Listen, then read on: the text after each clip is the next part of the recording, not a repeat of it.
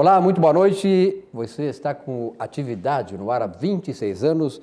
Nesta sexta-feira, 29 de março de 2019, a temperatura em Porto Alegre, 25 graus centígrados, umidade relativa do ar 64%, a hora certa, pontualmente 19 horas, horário no Brasil.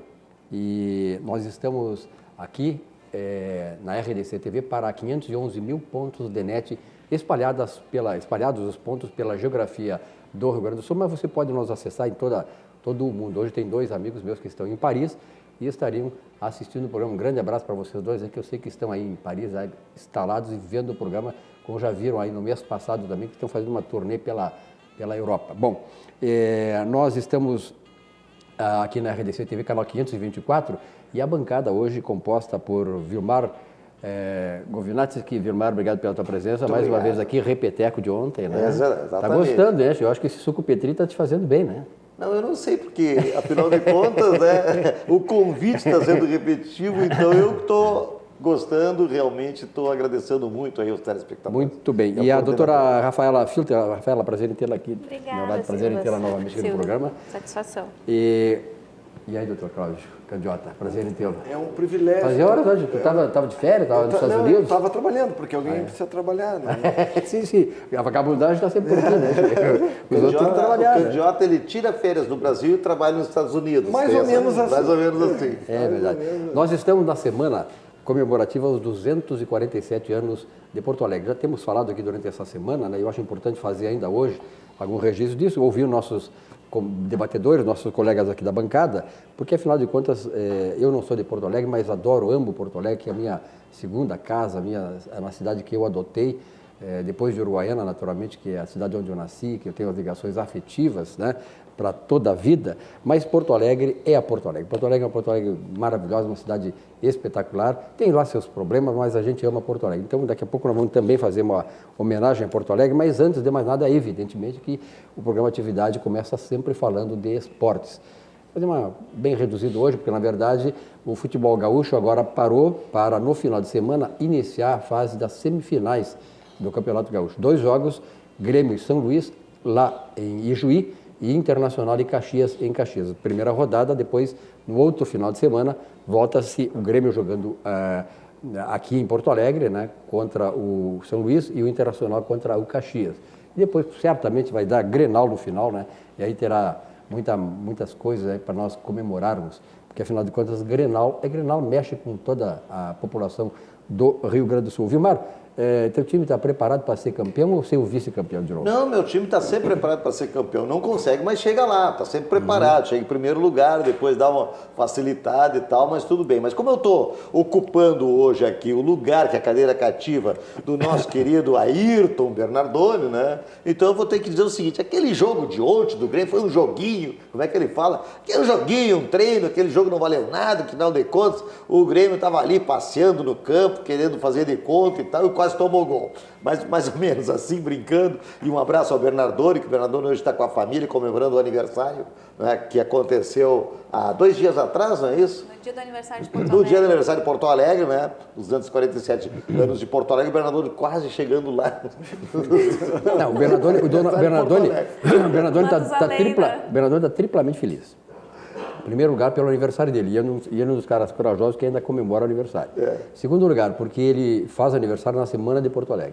E terceiro lugar, porque na semana do aniversário dele, este ano de 2019, o Renato inaugurou a estátua dele no time lá do Grêmio na Arena. Então, ele está feliz, tem motivos, né? Tá feliz, né? Então, Bernardoni, um grande abraço, mas de fato o Grêmio fez o que tinha que fazer ontem, fez um grande treino, testou os jogadores, já vinha de uma vitória lá de 6-0 contra o Juventude, né, que foi uma goleada, e administrou o jogo, afinal empatou, não fez nada mais do que realmente devia fazer, eu acho que, vou dizer o que mais, né, além disso. Mas o Internacional está aí, está preparado, vem o Grenal se Deus quiser, e no Grenal nós vamos dar uma reviravolta nessa jogada aí, todo esse campeonato gaúcho.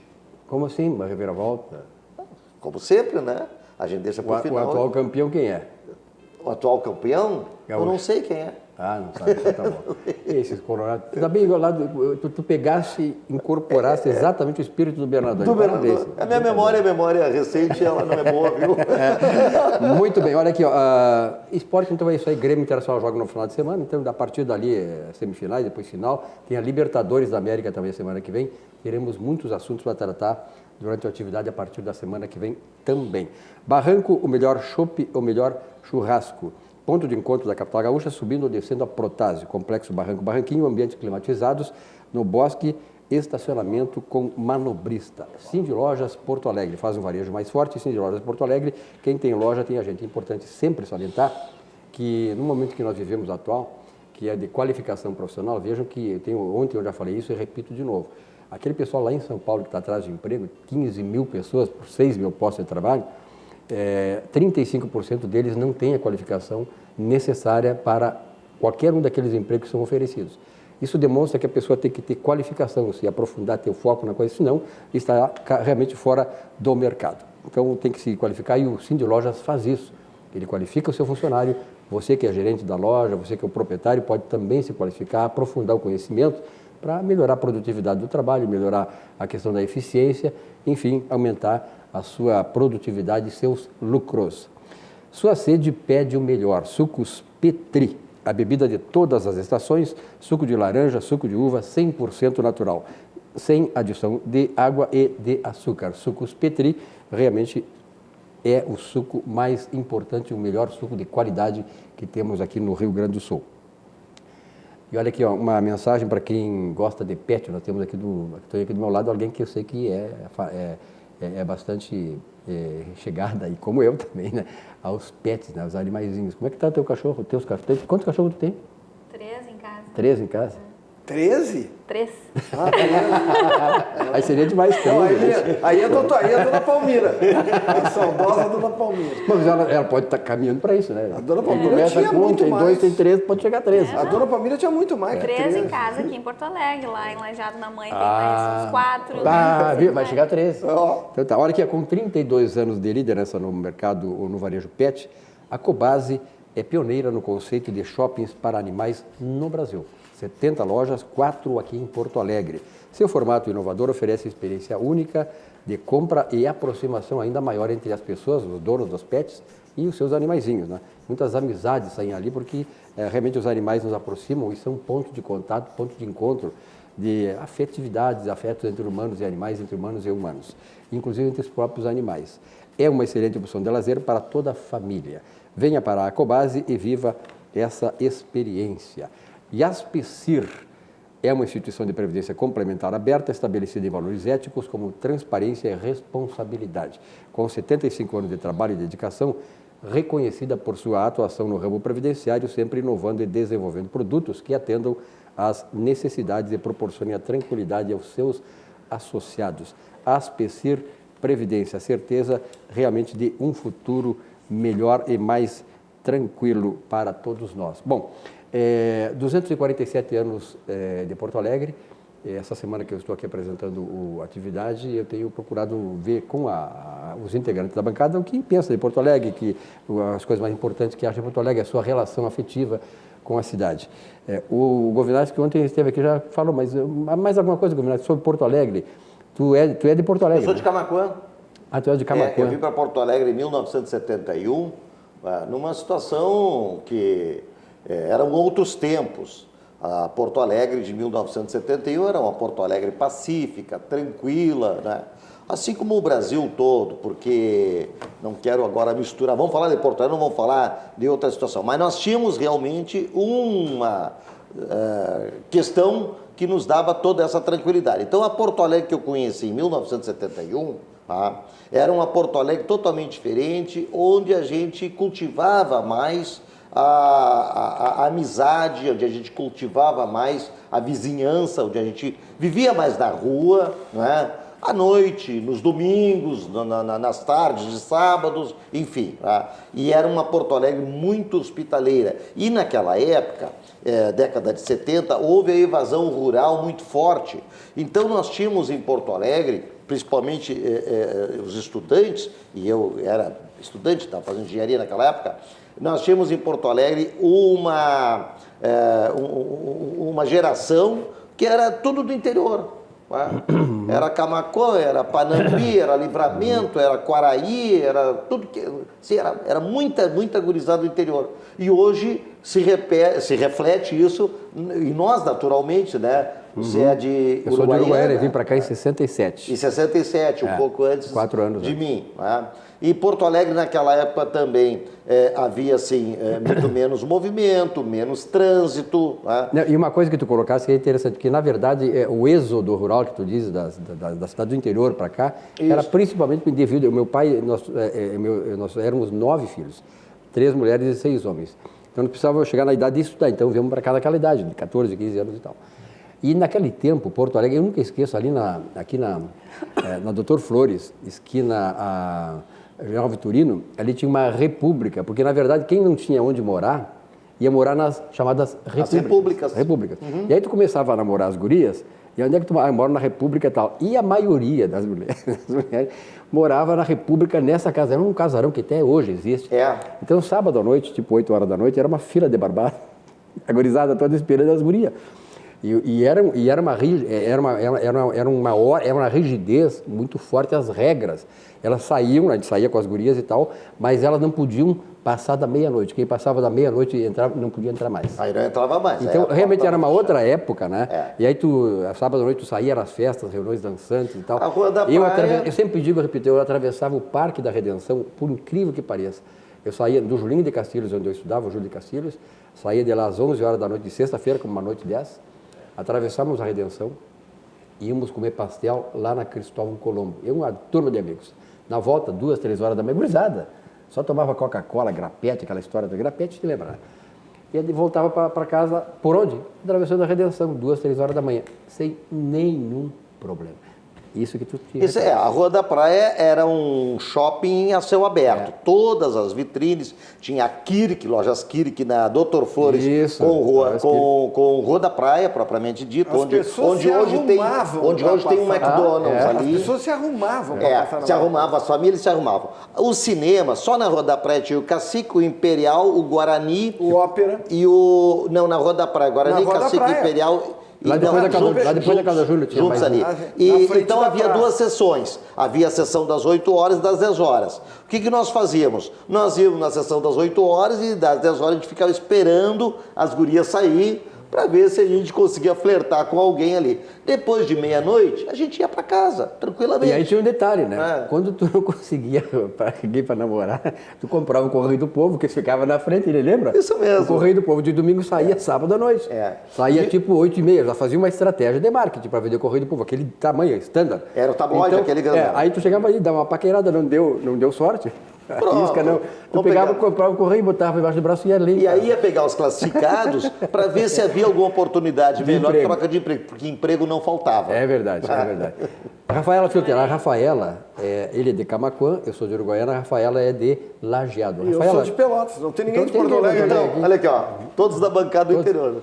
Que amam Porto Alegre, certamente. Rafaela, a tua experiência com a capital? Então, eu cheguei aqui em 2010, mas nascida em Estrela, no Hospital de Estrela, ao lado de Porto Alegre ali, mas sempre morei em Lajeado. Mas é uma rivalidade grande lá, Lajeado e Estrela. E como é que tu fica nessa? Pois e Lajeado já foi dependente de Estrela, Sim, né? E hoje Lajeado cresceu um monte. Lajeado de Estrela. É a 6ª melhor cidade para se viver no Brasil. Eu não me lembro quem são as outras 5 e também não me interessa, porque o meu filho mora em Lajeado, é casado também com a minha nora lá, que é de Lajeado. Não, é a região do Vale do Taquari, né? É uma região muito próspera e saindo de lá eu fui morar na Serra, morei em Farroupilha, né? Durante uns 5, 6 anos, depois vim a Porto Alegre, chegando aqui em 2010.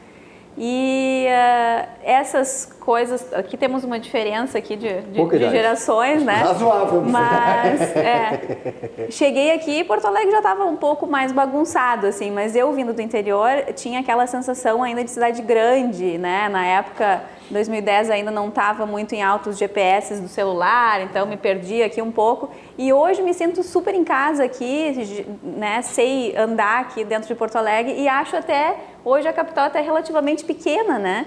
Porque no momento que tu passa a viver, assim, ter um círculo de amizades, sempre tem alguém que conhece o outro e acaba sendo...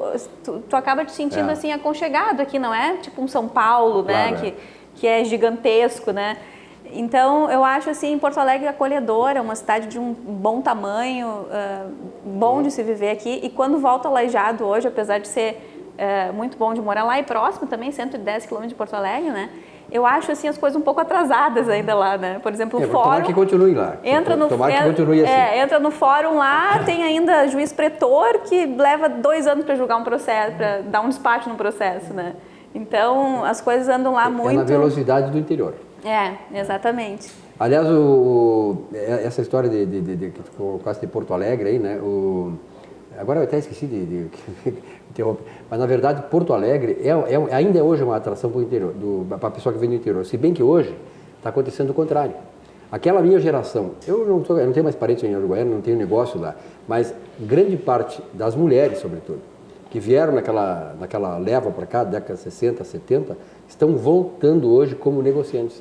Por quê? Porque a maioria delas, eu já tive, na adolescência, eu namorei uma fazendeira.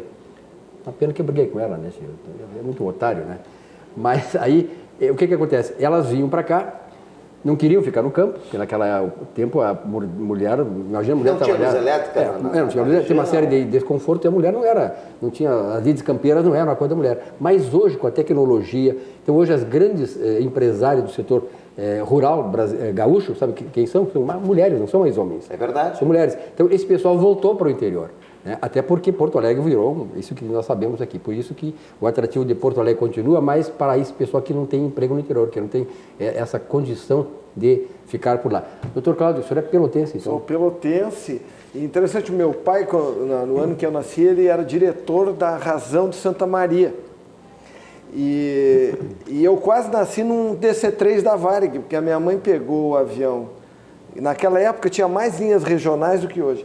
Minha mãe e meu pai pegaram um avião em Santa Maria, o DC-3 fazia Santa Maria, Porto Alegre, Pelotas.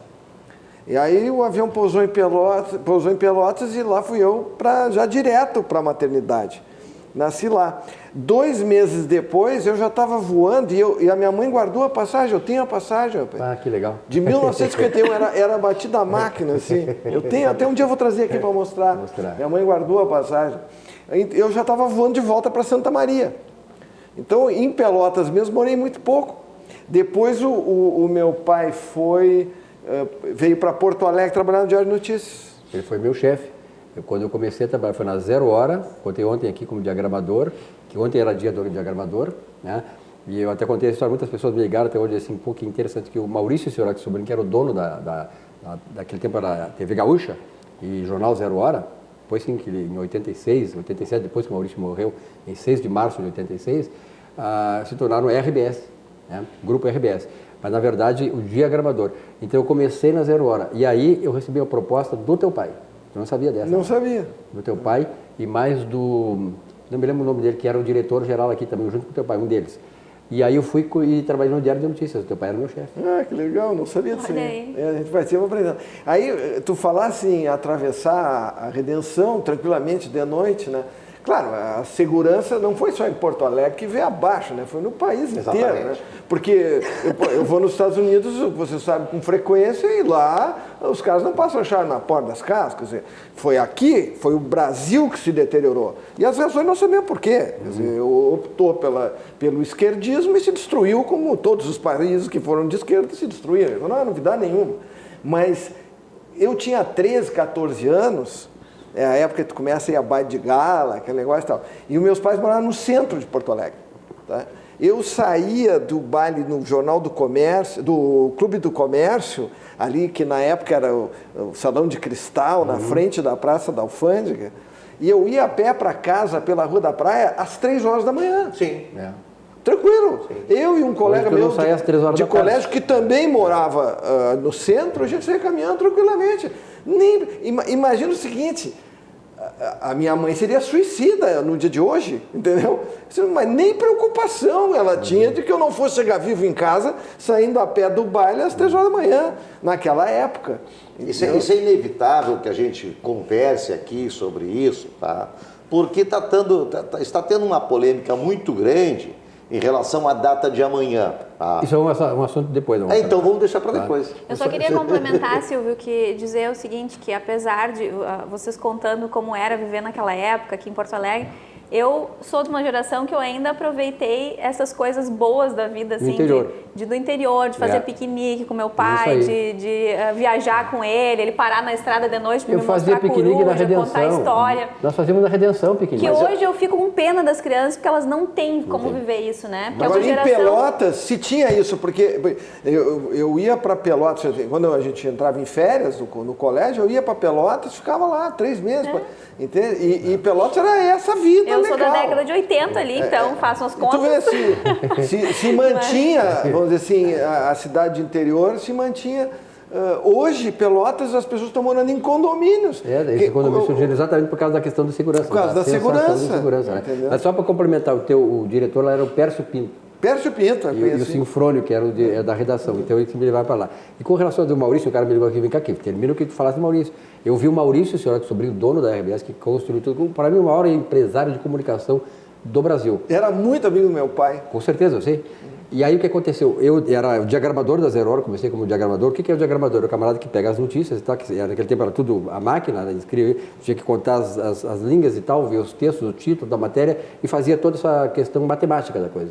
Fazia a engenharia, né, das folhas. A diagramação. Diagramação. E na primeira página, quando era a hora da primeira página, tipo assim, 10 da noite, para fechar o jornal do dia seguinte, vinha o Maurício Sirotsky, sobrinho, sentava do meu lado, e o Jaime Sirotsky. Olha que dupla, né? Ainda era de chumbo lá o negócio? Não era offset ainda. Logo em seguida passou para offset. Linotipia. Era uma falando em trabalheira. 1971. Era uma trabalheira. Depois que veio o offset na Zero Hora, aí depois. Bom, aí o Maurício sentava lá, aí o cara chegava com uma manchete lá e tal, e disse, não gostei do título, faz outro. E era assim o troço, E o Maurício, que quando dava um título a Zero Hora que ele não gostava, ele mandava trocar. Então, realmente, são tempos completamente diferentes hoje, né? Saudade do grande Maurício Sirotsky sobrinho, mas deixou esse império que já não é mais nosso aí, mas enfim, são contingências do mercado. O Maurício era uma figura maravilhosa, né? Fantástico, um cara espetacular. Né? Era um cara, era um democrata, né? Porque sabe que eu tenho uma história assim, ele era meu amigo, só que eu visitava ele lá para conversar fiado, entendeu? Mas eu encontrei, ele foi no meu casamento, onde eu casei a primeira vez, e nós fomos em lua de mel para Buenos Aires. E ele foi no meu casamento. Aí quando nós chegamos no aeroporto, ele estava... E nós fomos em lua de mel. E a tua mulher, né? Eu e a minha primeira mulher, mãe do meu filho. Aí nós chegamos lá no aeroporto e encontramos... Ficou meio que soube, assim, né? Tu não me deixa... foi no meu casamento e nós fomos... Aí tu te atravessa, não deixa eu concluir. Eu já ia perguntar, estava bom, Silvio? Aí nos encontramos no aeroporto. O Maurício, a Ione e todos os irmãos, Jaime, estavam indo para Buenos Aires e eu estava indo em lua de mel. Tá? Aí o Maurício faz, eu vou comemorar meu aniversário e tu estás convidado. E eu fiquei pensando, como é que eu vou me meter no aniversário do Maurício e tal, né? Aí ele disse, qual é o hotel que tu vais ficar? Tá, hotel tal. Ele ficava sempre no Claret, lá em Buenos Aires. E eu fui, na época, para o República, que era um hotel bom na época, perto do Obelisco ali. Da Caixa de Florida ali também, né? Isso, aí ele vai assim, pois é, não sei, eu vou passar lá para te pegar. Não, tá bem. Aí eu fiquei quieto, aí num dia eu chego na recepção, lá tinha um bilhete dele. Diz assim, vou passar aqui para te pegar, era sério. E quando chegou na hora, ele foi lá e me buscou, eu e minha ex-mulher hoje, entendeu? Para nos levar no aniversário. Eu comemorei o aniversário junto com ele, eu era um guri. Entendeu? Eu casei com 24 anos. Foi um cara viajado, então, ele fazia, muitas vezes eu encontrava o Maurício, que eu trabalhei no Globo, depois até mostrar para você uma carteira que eu tenho ainda, que é a minha recordação, que eu trabalhei no Globo do Rio. E depois vim ser correspondente aqui do Globo. E o Maurício, assim, eu frequentava muitos eventos junto com ele, aqui fora, em São Paulo e tal.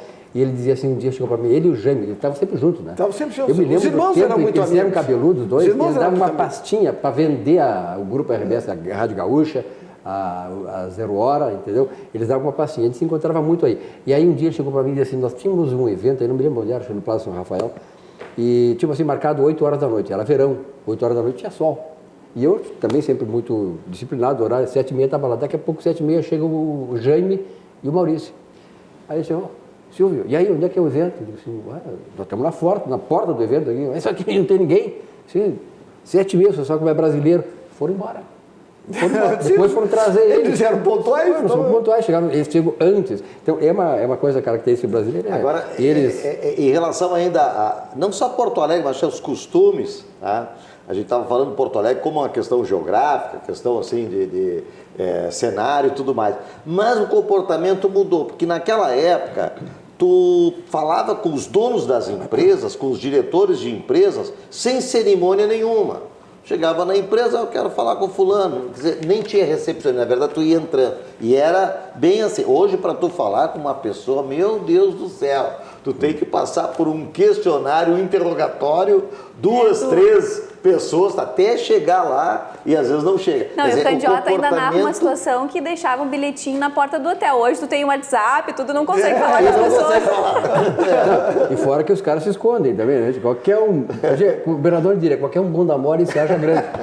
Aí o cara se esconde, quer falar contigo, ganha um carguinho lá e vira uma estrela, né? Bom, de qualquer maneira é o seguinte, lembre que a formação e informação de qualidade sobre temas sociais, políticos e econômicos, você encontra em Conservadores e Liberais, o blog do Percival Pugina. Basta digitar www.pugina.org.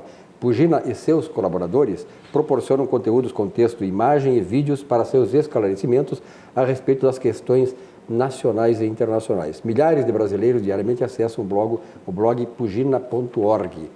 E Auxiliadora Predial. Simplificar a sua vida é o nosso melhor objetivo. 3216-6100. Não deixe o seu negócio ser administrado por pessoas amadoras que não têm conhecimento da causa. E confie para a Auxiliadora Predial, porque você vai ter muito mais retorno sobre todos os aspectos. Vamos aí à mensagem do Banrisul, porque você não pode perder o seu sono. E o Banrisul, além de não deixar você perder o seu sono, você ainda vai realizar, sabe o quê? Os seus sonhos. E quem não sonha, não vive. Vamos acompanhar. Banco Bom não tira seu sono, faz você sonhar. Com o cartão Banrisul Mastercard Business Platinum, sua empresa ganha mais agilidade e controla melhor seus gastos. O faturamento é centralizado e você tem muitas garantias como proteção para veículo alugado, seguro para viagem e seguro garantia estendida. Você tem um sonho? Procure uma agência do Banrisul. A gente acredita que ele pode virar realidade. Muito bem, aí vai no Banrisul, amanhã não é sábado, mas segunda-feira, as agências abertas a partir das 10 horas e faça aí, né, aquilo que deve ser feito para você realizar o seu sonho também com o nosso Banrisul. Bom, eu na semana, aliás, no mês passado eu sugeri um livro aqui, porque a gente fala muito sobre o Brasil, que era um país para dar certo ou não dar certo, e nós vamos falar daqui a pouco Israel, que era um país para não dar absolutamente certo e dar certo, então tem muitas nações que eram para dar errado e dão certo. E outras que eram para dar certo, como o Brasil, e dão errado. Eu tenho um livro aqui de um economista e jornalista como eu, Guy Sarman, que é um francês, especializado em política internacional e economia, porque é professor de economia da Universidade de Paris, e ele percorreu várias nações, entre as quais aqui, Brasil, Egito, Coreia, África do Sul e também a China, Coreia do Norte e Coreia do Sul, claro. E ele diz assim, formulou uma nova visão do dilema do terceiro mundo, onde nós nos incluímos. Não mais uma vítima do imperialismo ou das condições naturais e geográficas, mas sim de seus próprios maus governos, da má administração de seus políticos, que está absolutamente certo. Esse livro você encontra em qualquer livraria, como é que chama esses livros? Sebo, né? Vai ser no centro de Porto Alegre tem, vale a pena ler, porque olha aqui, a gente tem que ter conhecimento, é bom ter conhecimento sobre como as outras nações desenvolveram, porque nós não fomos criados agora, e o nosso grande pecado é que nós não nos abastecemos do conhecimento daqueles que deram certo, e muitas vezes queremos fazer coisas inspirado em coisas que deram errado, e por isso que nós estamos dando errado também. Então, uma sugestão para todos vocês. Bom, até vou aproveitar e vou sugerir um livro também, até eu posso trazer claro. na próximo programa, que se chama O que é a Democracia, de um autor francês também, chamado Alain Touraine. Alain Touraine. Alain Touraine. Eu recomendo a leitura desse livro, porque ao chegar na última folha, você terá absoluta certeza que o Brasil não é uma democracia, que é algo que eu repito aqui à saciedade. Incansavelmente. Tá? Então vocês leiam esse livro e um detalhe, o livro não fala no Brasil. É um livro que fala tecnicamente, em teoria, o que precisa um país para ser democracia. Bom, nós vamos entrar agora num tema certamente bastante polêmico aqui, porque ele diz respeito à questão do dia 31 de março, que será depois de amanhã, e que o Exército sempre comemorou todos os 31 de março, desde que eu me conheço, o Exército comemorou essa data, porque é uma data histórica para o Exército. Então eu quero, antes de mais nada, ler para vocês uma coisa aqui que tem muito a ver. É graças aos soldados e não aos sacerdotes que podemos ter a religião que desejamos. É graças aos soldados e não aos jornalistas como eu que temos liberdade de imprensa. É graças aos soldados e não aos poetas que podemos falar em público. É graças aos soldados e não aos professores que existe liberdade de ensino. É graças aos soldados e não aos advogados que existe o direito a um julgamento justo. É graças aos soldados e não aos políticos que existe a democracia e podemos votar. Foi o Bolsonaro que disse isso? Não. Barack Obama, o líder democrata norte-americano, que realmente pode não ter feito um grande governo norte-americano, mas ele sabia de política, sabia de democracia, sabia de liberdade, ele sabia de como as nações podem se desenvolver e emprestar à sua população maior qualidade de vida. Ele sabia emprestar a liberdade. E eu digo assim, Montesquieu dizia que as nações são feitas de leis e armas. Só leis, sem armas, não existe democracia. Não sou eu que estou dizendo, foi Charles de Montesquieu. Viu, Marco Vinati? Pois é. Pegando justamente todas essas frases proferidas aí pelo Barack Obama, se vê uma coisa e Candiota é testemunha disso, porque o Candiota vive mais nos Estados Unidos que no Brasil, afinal de contas, ele trabalha lá e vem passear aqui, brincando até eu vou contar uma história depois. Tá? A democracia dos Estados Unidos, que é tida como um exemplo para o mundo todo, porque afinal de contas, desde que os ingleses foram para os Estados Unidos, tá? Eles foram para lá para curtir, para implantar, para viver a liberdade. Tá? E isto eles vivem até hoje. E eles veneram o exército norte-americano. O United States Army, isso para eles é uma coisa fantástica. Se vê aí pelas redes sociais, outro dia estava vendo os militares chegando num determinado saguão, certamente era no aeroporto, e as pessoas quando viram que eram os militares, se levantaram batendo palmas. Tá? Desfiles de rua, quando está lá um senhor já com seus 80, 90 anos de idade na rua, tá? E não era desfile, acho que era uma maratona, coisa assim. Os maratonistas vendo aquele cidadão vestido, né, de militar, baixavam a velocidade para cumprimentar o cidadão. Esse respeito que os americanos têm aos militares, que não precisou fazer nenhuma revolução, né, no caso como tivemos aqui em 1964, mas é deles a revolução constante, porque eles veneram o seu exército, a sua marinha, a sua força aérea, a sua infantaria, e isto faz com que a democracia norte-americana seja um exemplo para o mundo todo. E isto é sustentada pelo exército. E não tem outra explicação. Assim como Israel, assim como outros. Agora, no Brasil, nós tivemos um período de 1964 até 1989, quando houve a primeira eleição para presidente da República, né, que foi dito como o período negro da história. Um absurdo, até uma forma totalmente errônea de se expressar, né, chamar de período negro. Não existe este período. O que existiu, sim, foi, em 1964, e eu tinha 10 anos de idade, tá, um basta ao que estava para ser instalado no Brasil. Com apoio de grande parte, a maior parte da população. Exatamente, que foi às ruas. Foi para as ruas. Que foi às ruas. Tradição em família. E foi às ruas. Foi dado um basta, foi reorganizado. Algumas medidas efetivamente foram tomadas, mas quem é que sofreu pênalti naquela época, naquele período? Foram as guerrilhas que assaltavam, que sequestravam, que faziam células e aparelhos extremamente guerrilheiros para tomar o poder e implantar a ditadura de esquerda que se implantou em Cuba, que se implantou em Venezuela, que se implantou nos países da União das Repúblicas Socialistas Soviéticas, né? Era isso que queria para cá. E isso foi reprimido. E foi reprimido, sim, com veemência. Agora, hoje, só se conta um lado da história. Tem que contar os dois lados da história. Tem que contar também quem os guerrilheiros mataram, quanto mataram e como mataram. Porque houve sim requintes de crueldade, basta ver a história de Araguaia. Corroborando o que você está dizendo, eu participo há 37 anos, você sabe, eu sou apaixonado pela aviação, sou piloto, vou fazer 50 anos que eu tenho meu brevet. E eu vou todos os anos em um evento que ocorre numa cidade chamada Oshkosh, no estado de Wisconsin. É uma cidade que fica a 3 horas de carro ao norte de Chicago, centro-norte dos Estados Unidos. E lá se reúne a aviação do mundo. Eles colocam lá num aeroporto 12 mil aviões. Isso é a frota brasileira. O Brasil talvez não tenha 12 mil aviões. Durante uma semana, eles colocam lá 12 mil aviões.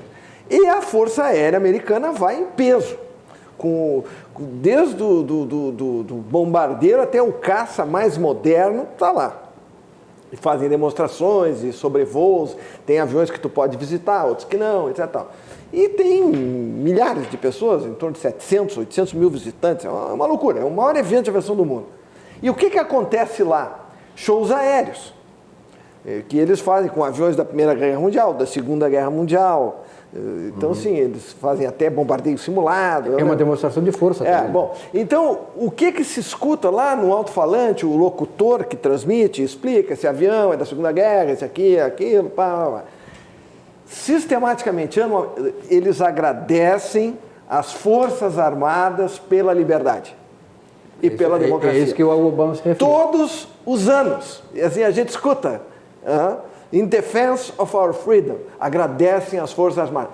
O único país que eu conheço, e eu viajo bastante e conheço muita coisa, que ataca as Forças Armadas é essa coisa, por enquanto, até que se transforme numa democracia, chamada Brasil. Eu não vejo isso em parte nenhuma. Em todos os países onde há democracia, se defende as Forças Armadas. Porque é as Forças Armadas que vão defender a democracia. É o óbvio. O que está escrito aí no discurso do Obama é óbvio. E esses tempos até me lembro, não sei o que disse lá o Bolsonaro, se não fosse as Forças Armadas não tinha democracia, ou coisa que vale. Caiu todo mundo de pau em cima dele. É verdade. O Obama disse isso. O Obama disse isso. Eu ouço isso todos os anos nesse evento de aviação que eu vou há 37 anos. Não tem. Se as Forças Armadas não querem democracia, não tem. Se as Forças Armadas querem ditadura, tem. Onde? Venezuela. E aí que eu ia te dizer assim, por exemplo, quem é que está sustentando o Maduro lá? Quem é que sustenta ele? As Forças Armadas da Venezuela, que são corruptas, que são simpáticas a ele, corruptas como ele, e a União Soviética também. Que é outra ditadura. Que sempre quis implantar aqui a URSS, União das Repúblicas Socialistas Soviéticas, que implodiu lá porque não dá certo, e não conseguiu implantar em 64 no Brasil, mas sempre tentou fazer isso. Doutora Rafaela. Bom, Silvio, eu acho a questão... qual é a minha câmera aqui, essa? Eu acho essa questão um pouco polêmica, e por mais que eles já tenham comemorado sempre dentro dos quartéis, enfim, essa data, eu acredito que não é momento propício para o presidente trazer essa questão à tona, porque a menos que tu me digas que a história toda é mentirosa, então, que a gente lê nos livros, né? Obviamente que eu não vivi aquela época, não fui torturada, né? Mas já ouvi muitas histórias de pessoas que foram e que eu acho que são histórias fidedignas, né? Então, eu acho que, assim, soldado, ele é preparado para a guerra, ele de carreira, ele já... Tudo bem que tem a questão da disciplina, né? Que é muito bonito ver uma marcha militar, as roupas que eles usam e tal, mas soldados, eles são, vamos dizer assim, educados, né, de uma forma um pouco mais autoritária e truculenta, para serem fortes e lutarem na guerra. Por que a maior democracia do mundo, que são os Estados Unidos, 33 dos 44 presidentes são militares? Porque isso é ditadura lá, eles não estavam preparados para isso. É o maior exemplo de que o camarada que é milico, ele tem a formação que esses civis, esses guerrilheiros não têm, eles têm exatamente o contrário. E é por isso que dá certo nos Estados Unidos, é por isso que o Winston Churchill, todos os países mais desenvolvidos sempre tiveram militares, ou na presidência ou comandando por trás. Esta é a diferença, doutora. Tudo bem, mas o nosso presidente hoje, com todo respeito, é um reformado que foi expulso do Exército. Então, até onde que vai a sua militância, né? O presidente anterior era ladrão, saiu e está preso. Está na cadeia. Está na cadeia porque está preso. Cada um na sua. Pois é, a senhora prefere um militar que foi expulso do Exército ou um ladrão para dirigir a sua nação? Nenhum dos dois. A escolha de voto foi outra. Eu prefiro um militar, que não rouba, pelo menos não rouba. Mas, a parte dessas questões, eu só queria, assim, realmente o Barack Obama, ele recitou esses versos, mas que na verdade não são de autoria dele, são de um veterano de guerra, e ele recitou, escritos em 1970. Ele não recitaria se não apoiasse. Chamado Charles Province, o nome dele. Então, ele escreve livros sobre histórias militares e os trechos esses são deles e esse verso foi recitado então pelo Barack Obama justamente numa comemoração de veteranos de guerra. Eu queria só colocar, Rafaela, uma opinião minha em relação ao que tu disseste sobre a função do Exército. Né? O Exército é preparado para a guerra. Com certeza, o Exército é preparado para a guerra. O Exército brasileiro já participou de guerra, participou da Segunda Guerra Mundial, exitosamente, a tomada de Monte Castelo. Muito bom que os jovens leiam e saibam como aconteceu a tomada de Monte Castelo. O Exército brasileiro, lá na Itália, em pequeno número, conseguiu expulsar os alemães de lugares estratégicos que era em cima de um monte. E os soldados nossos embaixo, subindo, quer dizer, alvos fáceis. Além de outras situações, faixa de Gaza, Canal de Suez, essa coisa toda que nós participamos. Mas, além disto, tá, o Exército brasileiro, ele tem a função de defender a nação. Nação é povo, defender o povo. Pátria é o território. Tem a função de defender a nação internamente contra riscos, né, e a pátria territorialmente, não é, contra invasões. E nós tivemos o risco em 1964, sim, e o Exército defendeu esse risco que nós tínhamos. Isso é uma coisa na época, visível, palpável. O próprio Che Guevara, que hoje as pessoas botam aí tatuagem, que era um sanguinário, foi treinado em Cuba. E, aliás, Fidel Castro, quando sentiu que o Che Guevara poderia ser um estorvo para ele, o que ele fez? Vai tomar a América Latina, e claro que um dos alvos para ser tomado era o Brasil.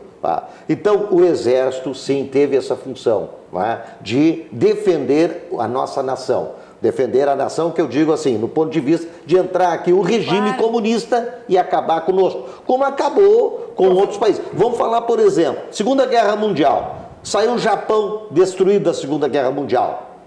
Entrou lá o comunismo? Não. Entrou o capitalismo, levantou o Japão em pouco tempo. Como na Coreia, quando derrotaram o Japão na Coreia. Mas eu estou só ficando na Segunda Guerra. Inglaterra, Londres foi bombardeada, se reergueu. Pelo comunismo? Não, pelo capitalismo. Agora vamos pegar as Alemanhas que foram divididas ao meio, Berlim e Bonn. Oriental e... A Alemanha Ocidental, pronto, se reergueu com o capitalismo. A Alemanha Oriental está sendo reerguida com o capitalismo, depois de ser destruída pelo comunismo. Então, gente, vamos parar de bobagem, não tem como a gente ficar aqui defendendo, não é, essa situação. E eu digo sim, não quero entrar no mérito se faz ou não faz comemorações de 31 de março e tal, mas homenageie sim o Exército Brasileiro. Homenageie o Exército Brasileiro. Não tenho objeção nenhuma quanto a isso. Se não fossem as Forças Armadas em 1964, hoje a Venezuela seria um paraíso no estado em que se encontra, comparado com o que seria o Brasil. O Brasil hoje seria uma lata de lixo comparável à Coreia do Norte. Vocês não tenham dúvida quanto a isso, porque o capital não fica onde há comunismo. O capital sumiu da Venezuela. Hoje, os venezuelanos estão fugindo até para o Brasil. Até para o Brasil. Até para o Brasil, porque primeiro eles fugiram para onde? Para os Estados Unidos. Vai a 5 milhões o número de refugiados venezuelanos. Desde já está em torno de 3 milhões e meio, né? Chaves, desde Chaves para cá. Mas os que podiam, aqueles primeiros que podiam, especialmente os empresários, grandes investidores, quando perceberam que o Chaves ia implantar a ditadura, foram investir seu capital em outro lugar. Não vão ficar onde está o comunismo. Hoje o que tem? 90% de miseráveis. Porque a esquerda, já dizia Roberto Campos, é mestre em distribuir miséria. Quem distribui riqueza é o mercado. Isso dizia o Roberto Campos. Agora, ele estava maluco? Não. 100% dos países de esquerda faliram. E 100% dos países capitalistas deram certo. Bom, então o que eu quero? Eu quero um país que deu errado? Eu já tenho um país que deu errado. Agora, o que houve? Houve uma eleição em que alguém fez uma proposta de transformar o Brasil, que é um simulacro de democracia, numa democracia. Tomara, estou torcendo para que dê certo. Ah, mas eu não queria votar nem no Bolsonaro, nem no PT. Mas e qual era a opção então? Votar em Jesus Cristo? Não tem como. Era ou outro. Ou se fazia uma opção pelo liberalismo, ou se fazia uma opção pela lata de lixo. Eu estava lendo um livro. Essa foi a agora, opção. Eu não sou apaixonado pelo Bolsonaro, também não vou casar com ele. Até porque ele é muito bem casado. Entendeu? Não. Então, quer dizer... Ele nem aceitaria. Nem aceitaria. Ele também, ele não aceitaria, nem eu. Entendeu? Então deu. Acabou. Eu li um livro agora que saiu o ano passado, eu não me lembro o nome, que tem tantos títulos, mas é um livro que fala sobre... houve aí agora, há tempos atrás, 2, 3 anos, um evento em que a Coreia do Norte e a Coreia do Sul fez com que algumas famílias pudessem se rever depois de 50 anos. E aí, na Coreia do Sul, um desses que ficaram na Coreia do Sul, recebeu o irmão dele que foi para a Coreia do Norte. E ele ficou tão chocado, porque eles eram da mesma idade, casualmente eles eram irmãos gêmeos. Mas o camarada que era da Coreia do Sul, ele representava 15, 20 anos mais velho que ele. E aí ele fez uma proposta para o irmão dele, ele viu que a roupa que ele usava, a roupa velha, e quis trocar, vou te dar roupa, não posso, o governo não permite que eu tenha roupa, se eu chego lá eles vão me tirar. Não, então vou te dar dinheiro. Não pode, eles vão me tirar o dinheiro. Tá? Essa é a liberdade do comunismo. E bem lembrando também, Silvio, que essa questão de Coreia do Norte e Coreia do Sul, quem não deixa o seu povo passar para a Coreia do Sul é a Coreia do Norte, claro. É o comunismo. Tá? Não é a Coreia do Sul que não permite que vá lá ver os seus familiares. Sim, até porque nenhum sul-coreano quer ir para a Coreia do Norte. Para ficar. Assim como nenhum americano se atira no mar para ir para Cuba. Eu só queria, talvez para encerrar o assunto, mas voltar ao ponto inicial da discussão, que é a comemoração do dia 31 de março, que não é uma homenagem às Forças Armadas, que eu acho que isso é louvável, eu acho que isso tem que ter, as Forças Armadas estão aí justamente para defender o que é nosso, tá? E é nesse momento que eles têm que aparecer e fazer o seu trabalho. Agora, o que tá em voga aqui é comemorar o famigerado golpe, que uns dizem que é golpe, outros dizem que não é golpe, uns dizem que foi defesa do nosso país, outros dizem que, enfim, a história conta que foi golpe. Primeiro então, não foi famigerado. Aqui, ó, desculpa te interromper. Primeiro não foi famigerado, segundo não foi golpe. Conforme falou o Vilmar, foi um contra-golpe.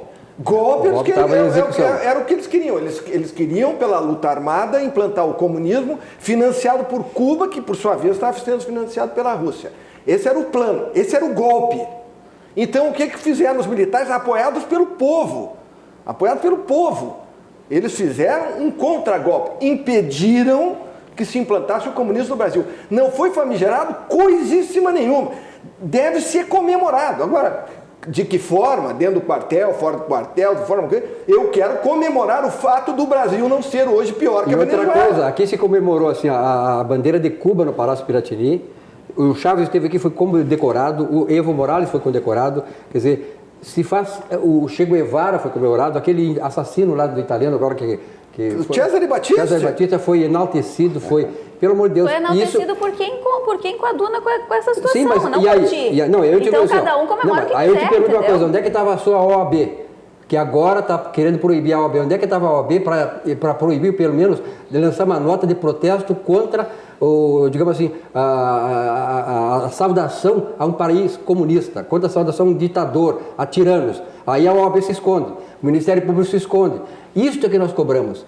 E com relação à história, quem está contando a história da contra-revolução de 64 é a esquerda, que sabe contar muito bem, tem a imprensa toda a seu favor, tem a intelectualidade das universidades, e o outro lado eles não querem ouvir. E esse foi o candidato que botou certo, quer dizer, nós presenciamos, foi um contragolpe. Eu me lembro que esses terroristas, tipo Tarso Genro, Olívio Dutra, Lula, esses caras queriam matar, e só matavam.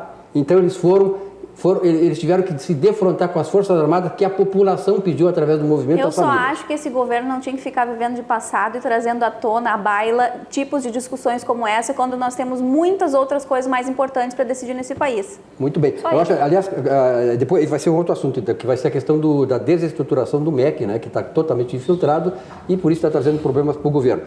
Vidrobox, a qualidade do vidro está aqui desde 1971. Vidros temperados e laminados, duplos termoacústicos. Vidrobox 3302-4343. E olha aqui, pessoal, a Kimura Car Care, especialista em cuidados automotivos. E até de motos, viu? Motocicletas. De motos também? Motos também, pode chegar lá com a tua moto. O contato da Kimura é 99606-6565.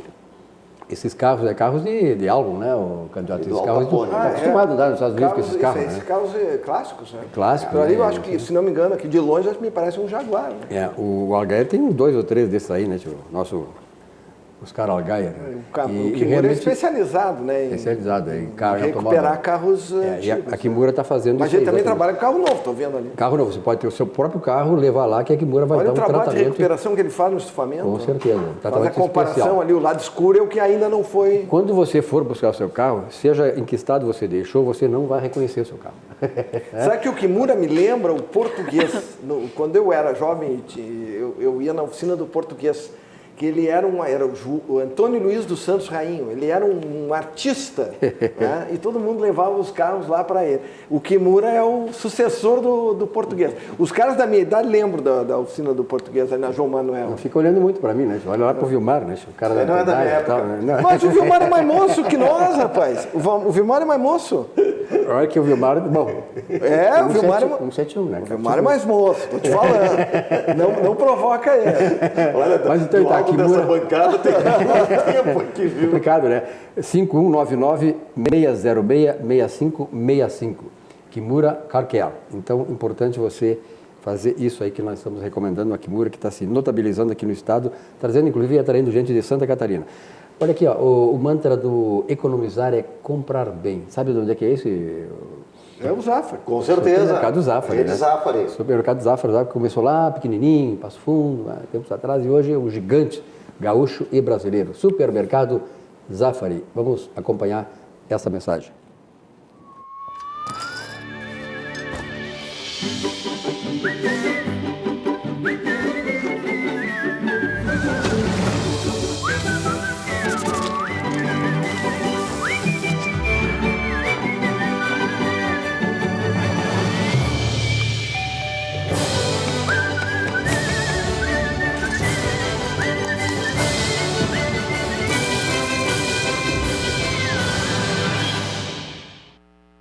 Muito bem, são exatamente, faltam 7 minutos para as 20 horas, horário brasileiro, né? E a temperatura continua 25 graus centígrados, umidade relativa do ar 64%, nós estamos aqui esquentou na RDC agora, TV. Esquentou dentro desse... Ah, não, esquentou o debate, tá certo? A temperatura não chegou ainda a registrar, né? Até porque nós temos ar-condicionado aqui, por isso que não... Bom, de qualquer maneira, nós estamos na RDC TV, para 511 mil pontos de net na geografia do Rio Grande do Sul. Muito obrigado pela sua audiência, você que é nosso telespectador fiel desde lá, né, 26 anos atrás, na TV Guaíba, na velha TV Guaíba, e continuou acompanhando aí o José Silva, nosso comandante, através desses anos, consolidando, né, e solidificando este espaço com profissionais como esses que estão aqui, que qualificam os debates e com as suas controvérsias e tal, mas isso faz parte do jogo. A gente discute muito aqui, mas a gente se dá muito bem, né, com a Rafaela, com todo Temos mundo aqui. Temos que agradecer a Rafaela por ter levantado uma questão polêmica aqui. A Rafaela, com a sua juventude, hoje ela pode suportar esse debate, porque ela é inteligente, então não tem problema nenhum. Não, mas a diferença é que nós vivemos aquela época. Entendeu? Quantas vezes tu foste torturado, perseguido ou preso no DOPS? E tu, Vilmar? Eu também não fui. Foi quem provocou. Agora, tu sabe por quê que eu fui? Que vivia na rua, mas fim de semana, nós éramos estudantes. É. Né? Nós éramos estudantes nessa época. 17 anos. Eu fui estudante durante todo o período militar. Nunca fui perseguido, nunca fui torturado, nunca fui preso, nada. Mas eu Agora, em compensação, eu também nunca roubei, eu nunca assaltei, nunca sequestrei diplomata, nunca explodi cofre e matei pessoas. Então, é bem diferente. Eu nunca fui terrorista. Mas agora, o terrorista, entendeu? Que ataca, ele sofre um contra-ataque na mesma intensidade em sentido contrário. Se houve exageros, certamente houve, das duas partes. Então, o que havia uma guerra? Numa guerra, um tenta matar o outro. Morrem pessoas. A Revolução no Brasil matou tanta gente que eles contam 200 mortos.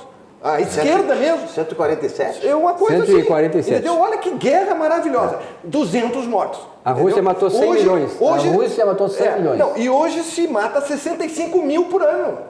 Entendeu? Naquela época, mas não chegava nem 10% disso aí, meu. Mas esse debate aqui, que eu me posicionando desfavoravelmente, na época eu seria torturada, provavelmente.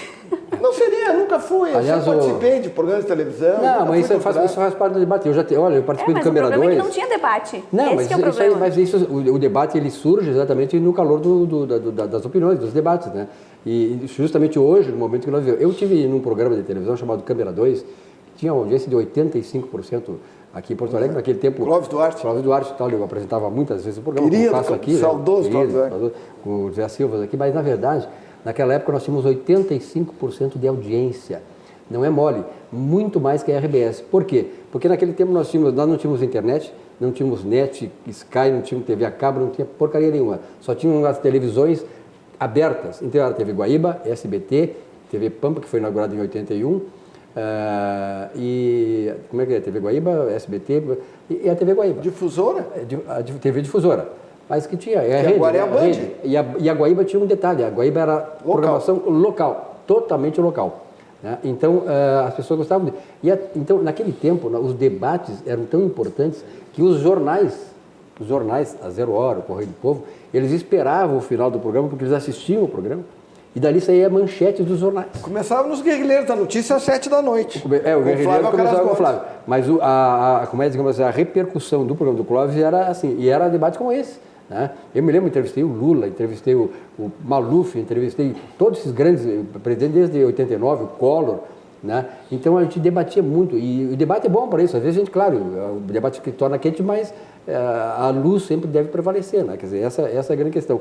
Por exemplo, eu queria só lembrar que o Humberto Eco dizia que, além de dizer que a internet é o território dos imbecis, ele dizia assim que as democracias não caem, as democracias caem nas urnas, elas não caem pelos generais. Humberto Eco. O que ele queria se referir? É quando nós votamos mal. Né? Nós votamos mal, nossos representantes, e é ali que eles acabam sucumbindo à democracia. Não são os generais a garantem, como garantem a ditadura lá, no caso do Maduro. Então, o exército está para garantir o sistema que está sendo colocado, que a população, ou não, né, a população consolidou. E só recuperando a questão dos debates, da liberdade de imprensa, etc. Tal. Como o Brasil é um simulacro de democracia, faz de conta que há liberdade de imprensa. Não há. Por quê? Porque a emissora que detém 80% da audiência tem entre os seus principais anunciantes o governo. Sempre teve, agora parece que vai mudar. Então começa de manhã e vai até a noite com inúmeras estatais. Só que ela tem essa participação quando ela tinha 80% da audiência. Hoje a Globo tem 41,8%. Mas o investimento manteve. É isso que eu quero dizer. Quer dizer, esse investimento pela audiência que ela tinha historicamente se manteve, que não é correto. Que a questão publicitária, ela se baseia no número de pessoas atingidas pelo canal, quer dizer, na audiência. Ora, se tu perde a metade da audiência, tu tem que perder proporcionalmente a metade da verba. Começa que não tem que ter estatal, né? Mas vamos começar por aí. Sim, claro. Não tem que ter estatal. Numa democracia não tem estatal. Eu nunca vi estatais anunciando nos Estados Unidos, nunca vi. Aliás, eu nunca vi o governo anunciando. O governo não tem que anunciar nada. Eu estou pagando com imposto e o governo me dá a obra de volta. Acabou. Não tem que fazer propaganda. Fiz a obra. Não tem que fazer propaganda, tem que fazer a obra. Quer dizer, eu estou sendo cobrado, eu estou pagando o imposto, eu quero de volta o serviço. Eu quero hospital, eu quero segurança, eu quero infraestrutura, etc. Bom, então, para começar, não tem que ter estatal. Mas como aqui não é uma democracia, então tem uns 200 ou 150, ou sei lá quantas estatais, que compram a opinião na mídia. Então é o seguinte, nós aqui temos liberdade neste canal. Mas como nós podemos nos comparar com o outro, que tem 80% da audiência? Então, não importa o que eu diga aqui, o que eles disserem lá vai acabar com o que eu disser aqui. Não tem como, entendeu? Então, esse foi o regime, entendeu? Autoritário, socialista, implantado no Brasil a partir de 88 e que vigorou até a eleição do Bolsonaro, ou até o impeachment da Dilma. Eu diria que o impeachment da Dilma foi a queda do Muro de Berlim. Foi a já que citasse esse exemplo.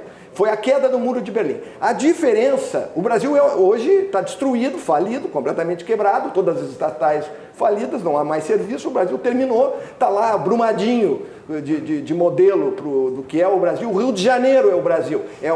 O exemplo do Brasil hoje é o Rio de Janeiro. 5 governadores presos, 5 caras da Assembleia presos, 5 conselheiros do Tribunal de Contas na cadeia. Ou seja, o Rio de Janeiro está na cadeia. É o modelo brasileiro. É o Rio de Janeiro. O governo do Rio de Janeiro está todo na cadeia. Aliás, eu quero lembrar uma coisa, Candiota. Por exemplo, a questão do comunismo, capitalismo, a China, por exemplo, a China hoje é a primeira, depois dos Estados Unidos, a primeira economia do mundo. E eu me lembro que um dos líderes dele, depois do Mao Tse-tung fez a Revolução Cultural na década de 60, mas ele tinha como um dos líderes dele o Chiang Kai-shek. E o Chiang Kai-shek brigou com o Mao Tse-tung porque queria fazer a China decolar. Aí o que ele fez? Ele fez um discurso lá, eu nunca me lembro, em 61, no Cantão, que ele dizia que a China tinha que adotar um modelo capitalista, como os Estados Unidos, para poder progredir e prosperar. E foi o que eles fizeram. Aí o que ele disse, não interessa se o gato é preto ou branco. Foi ele que disse isso a primeira vez. Interessa que o gato coma o rato. E aí a China... disse isso essa semana. Mas quem disse a primeira vez historicamente foi o Chiang Kai-shek, que era o líder comunista da República Popular Chinesa. Depois Zhou Enlai dele, junto com ele, estava todo esse pessoal. E conduziram a China ao que é hoje uma ditadura, uma tirania, do ponto de vista político, mas do ponto de vista de economia liberal, porque trouxe os capitais, inclusive o capital americano, para desenvolver a China e manter os bilhões mais de 1 bilhão de habitantes que ela tem. Mas então é o seguinte, não interessa o regime, se o gato é preto ou branco, o negócio que tem que funcionar, tem que comer o rato. Agora, tu imagina a situação, né? O Muro de Berlim caiu quando houve o impeachment da Dilma. O país está totalmente falido, como a Alemanha Oriental estava totalmente destruída pelo comunismo, como em 100% dos casos em que o país adotou o socialismo, 100% de destruição, é 100% de fracasso, uma coisa fantástica, não é? Mas é o modelo que o PT e a esquerda adotaram. Tanto que eles estão dizendo que a democracia na Venezuela, foram lá. Então quem é que apoiou a posse do Maduro? 5 ditadores e a Gleisi Hoffmann. Né? Então esse é o modelo deles. Mas qual é o nosso problema? Caiu o Muro de Berlim, mas não tem a Alemanha ocidental capitalista para pagar a conta. É o próprio falido que dá falência, tem que se reerguer. Como vai fazer, eu não sei. Agora, uma coisa eu sei, o Paulo Guedes é bom e o Sérgio Moro melhor ainda. Então, essa é a minha esperança. E mais, o general Heleno e o general Mourão são 2 profissionais espetaculares do mais alto nível. Eu tive o privilégio de conhecer ambos pessoalmente. Eu te digo que o currículo do general Heleno, se tu somar todos os petistas que passaram por ali, com algumas raras e honrosas exceções de ministros bons, soma todos, não dá o currículo do general Heleno. Bom, olha aqui, pessoal, a Algair Engenharia executa obras comerciais em todo o Brasil há mais de 30 anos, lançou o Fly Design Studio, o empreendimento que moderniza o jeito de morar aqui na nossa capital, Porto Alegre, que está comemorando 247 anos nesta semana. Estúdios de 38 a 44 metros quadrados, controlados pelo smartphone. Localizado em perto da PUC, vocês estão vendo as imagens. O prédio conta com salão de festas, bicicletário com oficina, horta urbana, lavanderia compartilhada, sala de jogos e biblioteca integrada, academia e piscina na cobertura com vista panorâmica. Venha se surpreender, venha para o Fly. As melhores obras comerciais para investir ou morar. Algair Engenharia. Um grande abraço ao nosso Oscar Algair, que está assistindo o programa, né? E eu prometo, na semana que vem, vou ver se eu consigo ir com a produtora, a nossa Andréia, trazer o Dr. Oscar Algair aqui, porque eu quero dar um vinho de Caxias para ele. Aqui o Inter vai jogar, né, contra o Caxias. Entupir de vinho de Caxias, o nosso Oscar Algair. Mas tu vai dar vinho bom, porque em Caxias, em Bento Gonçalves, se faz vinho muito bom. E eu vou te dizer mais, o champanhe brasileiro não perde nada para os champanhes franceses e espanhóis. E aqui é espumante. Não perde nada pro champanhe. Não pode falar de champanhe. É isso que eu quis dizer. Não perde nada. O espumante brasileiro não perde nada pro champanhe. O Oscar Algar tá mexendo contigo no grupo aqui, porque postaram uma foto do Bolsonaro vestindo a camiseta do Inter. E ele disse que agora tu vai chamar o Bolsonaro de PT. Não, mas eu gosto do Algar, eu gosto do Bolsonaro é colorado. Oscar, eu já vesti a camiseta do Inter, eu comecei a jogar futebol nos Infantos Juvenis do Internacional. Sabe onde é que nós treinávamos? No estádio Ramiro Couto, na Redenção. Eu tinha 16 anos. Oscar? Eu tinha 16 anos. Naquele tempo, espera um pouquinho. Vou dar um recado também. Só naquele tempo o seguinte, Oscar, eu tinha lá as categorias de base, era Infantos Juvenis, eu estava no Infantos Juvenis do Inter, tá? Pelo meu tio Garibotti, que era árbitro de futebol, também colorado, aliás, todos os árbitros são colorados, como o Bernardoni. E aí eu fui para o Internacional, joguei nos Infantos Juvenis do Internacional. Meu técnico era o... depois o Dalton Menezes era do time titular, era um que era auxiliar do Dalton Menezes, não me lembro. Aí eu tive que sair porque no time titular do Internacional, quando eu subi para os juvenis, tinha Braulio. Grande E aí Braulio. eu jogava na posição do Braulio. Eu tive que jogar no Cruzeiro, fui para o Cruzeiro, fui lá jogador junto com o Jair Bastonel, com o Dirceu, com aquele ponteiro direito, o Jair Bastonel, Bido, Pio, quer dizer, grande time do Cruzeiro que rivalizava com o Internacional. Então o Internacional também está no meu coração. Não é por isso, o Bolsonaro pode ter o time que quiser, desde que ele seja o nosso presidente, né? Nosso presidente que vai transformar essa nação. O resto, o futebol não me interessa. Grande abraço, Oscar. O que eu queria dizer para o Oscar é o seguinte, eu como ignorante completo em futebol, também tenho o Internacional no coração, porque o meu pai foi conselheiro do Internacional. Né? E não foi grande desgosto quando ele viu que o filho era gremista. Convivemos pacificamente. O meu pai colorado e eu gremista, numa boa. Eu não me lembro do treinador lá do Inter, mas ele até morreu há pouco tempo atrás. Aí depois eu fui no Cruzeiro jogar com o Cará, que era o treinador Cará. E depois eu fui para o Novo Hamburgo, aí eu terminei no Novo Hamburgo com o Major Mário Derri. Tu conhece, Oscar? Major Mário Derri, que foi da seleção brasileira, foi meu técnico no Novo Hamburgo. Aí eu encerrei o futebol, deixar para gurizada aí, tipo Pelé, esses caras jogar. Deixar para os amadores. Esses amadores jogar Falcão, Pelé e tal. E aí fui fazer o quê? Fui fazer isso da economia e jornalismo.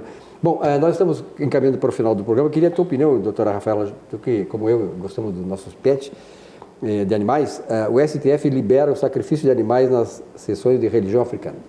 Silvia, eu fiquei muito chateada ontem quando eu li essa notícia, fiquei indignada mesmo, porque todo o que está por trás disso é que nós somos um país laico, que o STF disse que não poderia interferir nas posições religiosas, né, ditar regras de como as pessoas deveriam se comportar nesse meio, mas eu acho que isso abre precedentes, porque eles quiseram privilegiar a religião afrodescendente, aí, que sacrifica o animal para comer e que diz que não existe maus tratos, enfim, que o animal não sofre para morrer, que eles sangram o bicho, enfim. Mas eu acho que isso abre precedentes para que religiões talvez não sérias, não vou dizer assim porque cada um acha que a sua religião é séria, mas assim, para a gente ver os bichinhos jogados aí nas esquinas, nas encruzilhadas, aí nessas macumbas. Nos Estados Unidos eles são proibidos de fazer isso, sabia? Essas religiões são proibidas de fazer isso. Na sexta-feira 13, sabe o que acontece? Eles pegam gatos pretos na rua e depois largam o bicho sem um olho, entendeu? Sem orelha, eles mutilam os animais. Aliás, deixa eu te contar uma coisa aqui. Isso é religião? Eu vou te contar uma coisa aqui, ó. Eu vou concordar com a... E algumas... Vou concordar contigo. Com certeza. E algumas religiões... Porque eu acho uma barbaridade. Isso é uma coisa medieval. Maltratar os animais, sacrifício, isso é uma coisa que não tem. Olha, com todo respeito às religiões, eu tenho total respeito por todas as religiões, mas vamos combinar que não... Mas o mundo evoluiu, Candiota. A Igreja Católica também tinha o cordeiro imolado, também tinha sacrifício de animais, e isso há séculos acabou. Não é? Então, de fato, eu acho que essa questão de sacrificar animais é totalmente fora do contexto de hoje, né? Que a gente respeita todos os seres. Na verdade, essa questão vem lá dos tempos bíblicos, 4.000 anos antes de Cristo. O Velho Testamento começa com a Gênese, e ali Deus fala pelos profetas a Abraão e cobra de Abraão que imole o seu filho Isaque. Ele vai no Monte Moriá, lá e está ali, ouve os anjos do Senhor, que ele não precisava fazer aquilo, Deus queria apenas testá-lo. Pelo sacrifício do filho, o poder e a qualidade da sua fé em Deus. No Velho Testamento, depois tivemos aí Salomão tinha, naquele tempo, na verdade, o sacrifício a Deus é importante do ponto de vista espiritual. E ele se materializava com animais, porque naquela época não havia moeda, então o valor de troca eram animais, como as ovelhas. Salomão imolou em holocausto. O Abraão, no fim, trocou o filho por um cordeiro. Trocou o filho, exatamente. Então, depois que Jesus Cristo nasceu, Jesus Cristo pregou outra coisa. Ele pregou, como o Velho Testamento, os dízimos e as ofertas e condenou, Jesus Cristo condenava a imolação de animais. Então, essas religiões aí estão fazendo isso, mas a Igreja Católica, um tempo atrás fazia, mas não faz mais. Quer dizer, isso quando o tempo que não havia moeda para fazer o sacrifício espiritual. De qualquer maneira, eu acho que concordo com a doutora, concordamos num ponto. Concordamos. Olha, concordamos. No final do programa, armistício restabelecido. Eu não vejo, é evidente que nas democracias não é permitido. Nos Estados Unidos são proibidos, na verdade isso é. O mais grave, e é uma coisa que eu tenho muito cuidado de falar aqui, é o seguinte, é que algumas religiões, contra a lei, fazendo com crime, violam túmulos e tiram pedaços de seres, de cadáveres. Isso é contra a lei. Quer dizer, eu acho que nós temos nós temos o secretismo religioso, respeito à religião, mas tem coisas que não podemos tolerar. Nós somos muito permissivos em relação a isso. Agora, nesse momento, sexta-feira, 8 horas, vai em algum cemitério para ver se não tem gente lá tirando cadáveres de gente que foi enterrada hoje. Eu provo isso. Tá? Isso é religião? Isso é coisa do bem? Então, tem coisas que nós temos que repensar. Né? Nós não podemos permitir que tudo, numa democracia, tudo se permite. Não está se permitindo agora que se comemore 31 de março e permite-se isso. Pois é. Entendeu? Essas são coisas que não dá para entender nesse país, mas nós estamos caminhando.